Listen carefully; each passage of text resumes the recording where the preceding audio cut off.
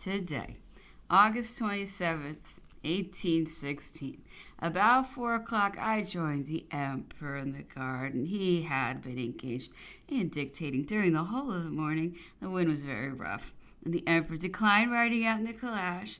He therefore walked about for considerable time in the great path of the wood, attended by all the individuals of his suite. He jokingly teased one of the party by observing that he was sulky, and accused him of being very often discontented and ill-humored.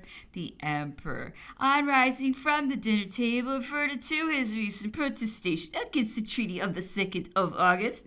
He expatiated with warmth on the subject, and remarked, while he walked rapidly about the apartment, that he intended to drop another protest on a more extended and important scale against the bill that had been passed in the British Parliament. He would prove, he said, that the bill was not a law, but a violation of every existing law. Napoleon was prescribed and not judged by it.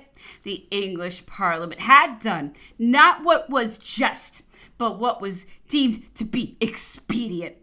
It had imitated Themistocles without hearing Aristides. The emperor then arraigned himself before all the nations of Europe and proved that each would successively acquit him. He took a review of the different acts of his reign and justified them all. The French and the Italians said he lament my absence. I carry with me the gratitude of the Poles and even the late and bitter regrets of the Spaniards. Europe will soon deplore the loss of the equilibrium, to the maintenance of which my French Empire was absolutely necessary. The continent is now in the most perilous situation, being continually exposed to the risk of being overrun by Cossacks and Tartars.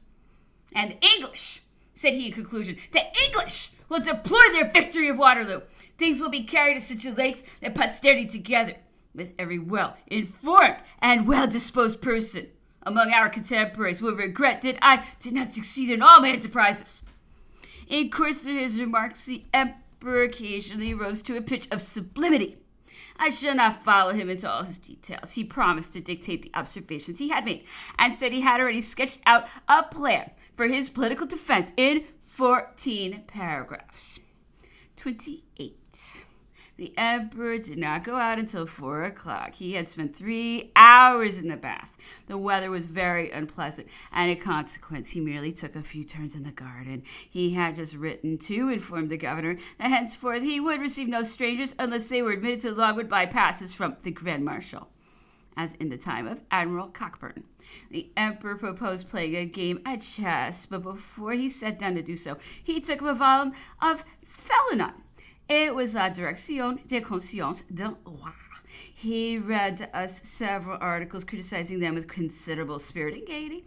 At length he threw down the volume, saying that the name of an author had never influenced him in forming an opinion of his writings, that he always judged of works according to the sentiments with which they inspired him, being always equally willing to praise or to censure. He added that in spite of the name Fénelon, he had no hesitation in declaring that the work he had just looked through was a mere string of rhapsodies, and truly it would be difficult to refute this assertion. After dinner, the emperor conversed about the old marine establishment and alluded to Monsieur de Grasse and his defeat on the 12th of April. He wished to learn some particulars on this subject, and he asked for the director of siege and battles. He looked over it, and it afforded him matter for a multitude of observations. Catina came under his consideration, and the remarks he made on that commander lowered him infinitely in our estimation. Napoleon said that he thought him very inferior to the reputation he enjoyed after viewing the scenes of his operations in Italy and reading his correspondence with Louvois.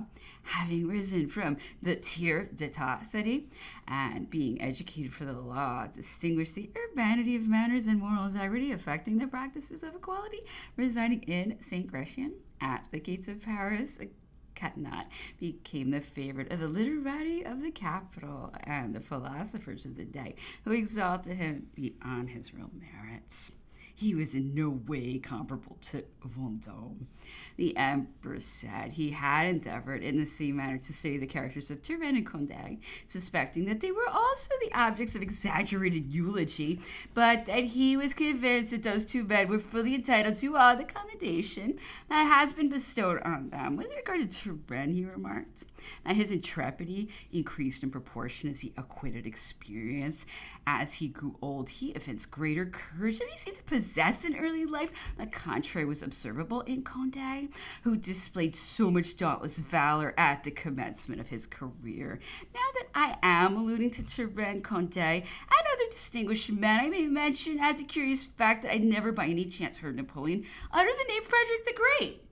Yet many circumstances proved that Frederick held a high rank in Napoleon's regard. The large silver watch, or kind of mourning bell, which hangs by the fireplace in the emperor's apartment at St. Helena, the eagerness with which Napoleon, on his entrance into Potsdam, seized the sword of the Prussian hero, exclaiming, "Let those who will seek others spoil. I value this beyond millions." Finally, this long and silent contemplation of the tomb of Frederick sufficiently attested the deep interest which Napoleon attached to everything connected with that prince. In the Dictionary of Sieges and Battles, which the emperor was looking over today, he found his name mentioned in every page, but connected with anecdotes either totally false or at least misstated. This led him to exclaim against the whole swarm of inferior writers and their unworthy abuse of the pen. Literature, he said, had become the food of the vulgar, while it ought to have been reserved exclusively for people of refined taste. For example, said the emperor, it is affirmed that when at Arcola, I one night took the post of a sentinel who had fallen asleep. This idea was doubtless conceived by a citizen, by a lawyer perhaps, but certainly not by a soldier. The author evidently wishes to represent me in favorable point of view, and he of course imagined that nothing could reflect greater credit on me than the story he has invented. He certainly wrote it with the view of doing me honor, but he knew not that I was totally capable of the action he describes. I was much too fatigued for any such thing, and it's very probable that I should myself have fallen asleep before the sentinel. We then enumerated about 50 or 60 great battles that had been fought by the emperor. Someone present, having asked which was the greatest, the emperor replied that it was difficult to answer that question, since it was first necessary to inquire what was meant by the greatest battle. Mine, continued he, could not be judged of detachedly. They had no unity of place, action, or design. They formed merely a portion of extensive plans. They could therefore only be judged by the results. The Battle of Marengo, which was so long undecided, procured for us the dominion of all Italy. Annihilated a whole army. Jena threw the whole Prussian monarchy into our hands. Friedland opened to us the Russian Empire. And Eckmühl decided the fate of a war. The Battle of Moscow was one in which the greatest talent was displayed and in which the fewest results were obtained. Waterloo, where everything failed, had everything to succeed, have saved France, could have reestablished Europe. Madame de Montsalon, having been asked what troops might be accounted the best. Those who gained victories, madame, replied the emperor, but added he, soldiers are capricious and inconstant. Like you ladies, the best troops were the Carthaginians under Hannibal, the Romans under the Scipios, and the Macedonians under Alexander, and the Prussians under Frederick. He thought, however, he might safely affirm that the French troops were, of all others, those who could most easily be rendered the best and preserved so.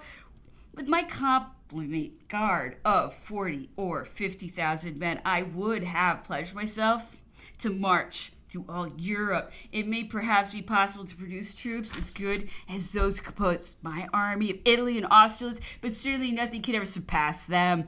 The emperor, who had dwelt for a considerable time on this subject, which was so interesting to him, suddenly recollecting himself, asked what it was o'clock. He was informed that it was 11. Well, said he, rising, we at least have the merit of having got through our evening without the help of either tragedy or comedy. The 29th. About 2 o'clock, the emperor desired me to attend him in his chamber, and he gave me some private letters. At 4 o'clock, I rejoined him. I found him sitting under the tent, surrounded by all his suite. He was swinging back and forward on his chair, laughing, talking, making every effort to be cheerful, while at the same time he continually repeated that he felt dull and languid. He rose and took a drive in the calash.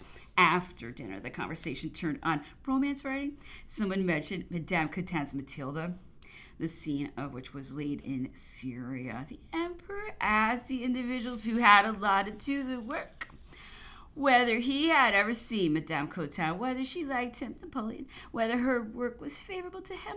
But as he did not receive a ready answer, he thus continued, "But everybody has loved me and hated me. Everyone has been for me and against me by turns. I may truly say there is not a single Frenchman in whom I have not excited interest. All must have loved me, from Collot d'Herbois, had he lived, to the Prince de Condé, only not all at the same time, but at different intervals and periods. I was like the sun crossing the equator, the course through the ecliptic. According as my influence was felt in each different climate, all hopes expanded, and I was blessed and adored. But when I departed, when I was no longer understood, unfavorable sentiments arose. Egypt next became the subject of conversation, and the emperor again sketched the characters of Kleber and Desaix. The latter joined the first consul on the eve of the battle of Marengo. Napoleon asked him how he could have thought of signing the capitulation of Egypt, since the army was sufficiently numerous to maintain possession of it. "We ought not to have lost Egypt," he observed. "That's very true," replied Desaix, "and the army was certainly numerous enough to enable us to retain possession of the country. But the general-in-chief left us, and at that distance from home, the general-in-chief is not a single man in the army. He is the half, the 3/4, the 5/6 of it. I had no alternative but to resign the possession of the country. I doubt whether I could have succeeded had I acted otherwise. Besides, it would have been criminal to make the attempt, for in such case it is a soldier's duty to obey, and I did so." Desaix, immediately after his arrival at Marengo, obtained the command of the reserve towards the end of the battle, and amidst the greatest apparent disorder, Napoleon came up to him. "Well," said Desaix, "affairs are going on very badly. The battle is lost. I can only secure the retreat. Is that not so?" "Quite the contrary," replied the first consul. "To me, the result of the battle was never for a moment doubtful. Those masses which you see in disorder on the right and left are marching to form themselves in your rear. The battle is gained. Order your column to advance. You have but to reap the glory of victory." Emperor afterwards spoke of Sir Sidney Smith. He had, he said, just read and the monitor the documents relating to the Convention of El Arish, in which he remarked that Sir Sidney had evinced a great share of intelligence and integrity. The emperor said he bewildered Kleber by the stories which he had him believe, but when Sir Sidney received intelligence of the refusal of the English government to ratify the treaty, he was very much dissatisfied and behaved very honorably to the French army. "After all," said the emperor, "Sir Sidney Smith is not a bad man. I now entertain a better opinion of him than I did, particularly after what I daily witnessed in the conduct of his confederates. It was Sir Sidney Smith who, by communicating the European journals to Napoleon, brought about the departure of the general-in-chief and consequently the denouement of Brumaire. The French, on their return from siege Jean d'Acre, were totally ignorant of all that had taken place in Europe for several months. Napoleon, eager to obtain intelligence, set a flag of truce on board the Turkish admiral ship under the pretense of treating for the ransom of the prisoners whom he had taken in Aboukir, not doubting but the envoy would be stopped by Sir Sidney Smith, who carefully prevented all direct communication between the French and the Turks. According to the French flag of truce, received directions from Sir Sidney to go on board his ship, he experienced the handsomest treatment, and the English commander, having among other things ascertained the disasters of Italy were quite unknown to Napoleon, he indulged in the malicious pleasure of sending him a file of newspapers